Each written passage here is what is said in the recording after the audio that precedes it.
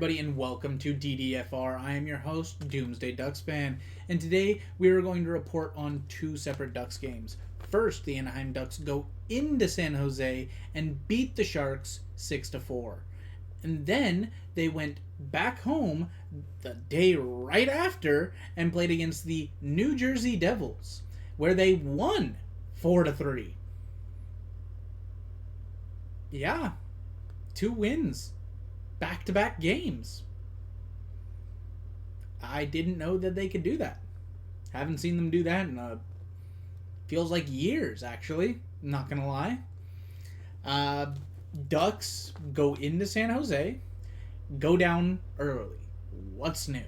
They go down 1-0 from Anthony Duclair. Ducks are able to respond relatively quickly. Leo Carlsson just redirects an Alex Killorn pass into the top corner. It was a 2-on-1 beautiful play by Leo to get the stick down. Just great redirection, great pass by Killorn. Ducks actually go up 3-1. They take a 2-1 lead into the intermission, but then they take a 3-1 lead. Now, if I told you that the Ducks would give up this lead, would it be surprising to anybody? If the answer was yes, I'd like to meet that person. They must be surprised by everything. Because the Ducks, this is status quo for them. They play well and then they stop. They stop. They take penalties, get out of their own rhythm, get in their own head, and play like losers. That's how this season has gone. They can't get out of they're not winning the mental fight. They're not. So yeah, Sharks tie it, but the Ducks actually won the mental fight. Am I reading that right? They won the mental fight. They took a lead into the third. The Ducks actually took a 4-3 lead into the third period.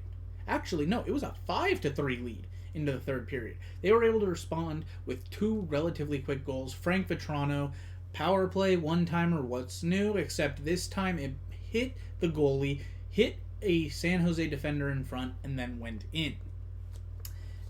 Ducks are able to tie the game with a nice...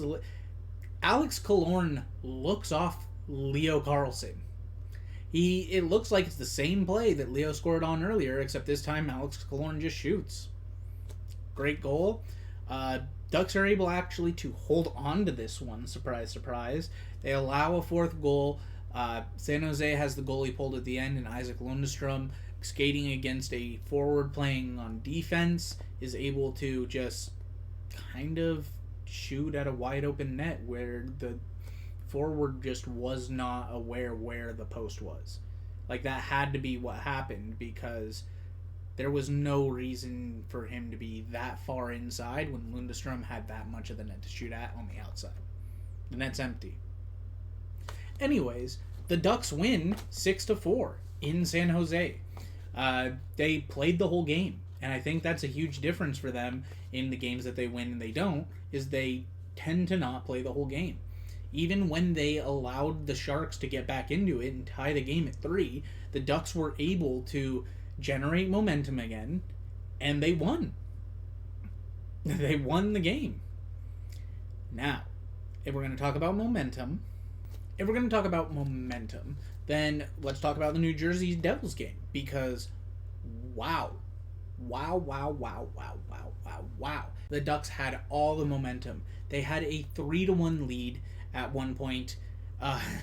They allowed it to get to 3-2 until Frank Vetrano scored his second of the game, but Mason McTavish made a great play, ended up getting injured because of the play, with a pass to Frank Vetrano, and Frank just absolutely buried it for the first goal of the game. Timo Meier is able to find a loose puck in front and tie the game, but, I mean, the real story of this game was Lucas Dostal. Another 50 save performance, and with the Ducks barely holding on to a 4-3 lead, with no time left, 2.1 seconds left in the game. Frank Petrano pushes the Ducks net off of its moorings. This is an automatic penalty shot. Dostal was scrambling. The puck was loose. If Vetrano didn't do this, it potentially is a goal. It's potentially a goal. Most likely, Dostal is making the save, but there's still the chance that it's a goal. And with a penalty shot like that, you can use anybody on the ice. You can use absolutely anybody on the ice. And they used Jack Hughes. 4-3, 2.1 seconds left. Penalty shot for the Devils.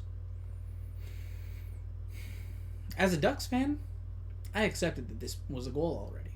That Lucas Dostal was about to get undressed. Even though he had been playing phenomenal. He was about to get undressed, and the Ducks were about to give up the game-tying goal and go into overtime against one of the better overtime teams, to be honest. They just have so much talent and speed in overtime, it's hard to match up against that. Lucas Dostal stays with Jack Hughes the entire time.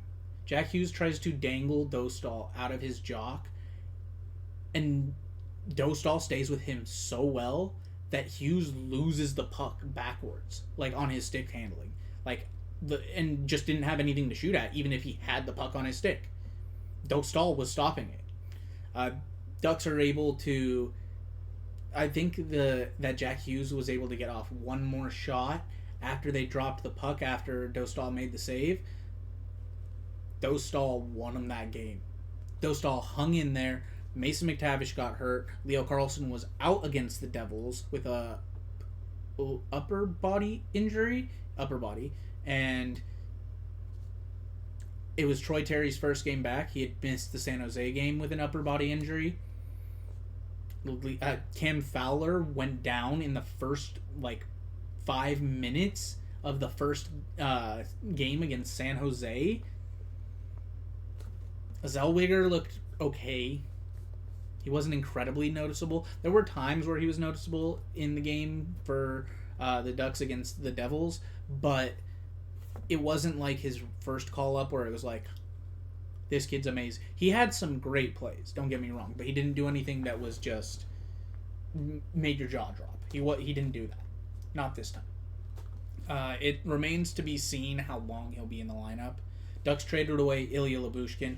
Jackson Lacombe didn't even realize he was going to be playing in San Jose until a few minutes before warm-up, where they're like, okay, we're holding Lyubushkin out because we're going to trade him soon. They ended up trading him to Toronto right before the game started. Ducks got a third in that deal. Third for Lyubushkin, decent. It's probably a little bit more than they should have gotten for him. But right-handed defensemen, they pay extra for some reason. NHL GMs are dumb. Anyhow, Lyubushkin, no longer a Duck. Lacombe is going to have, he has a spot in the lineup. That's what it is now. He has a spot in the lineup.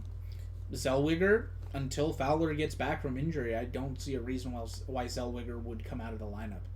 Lindstrom has played okay.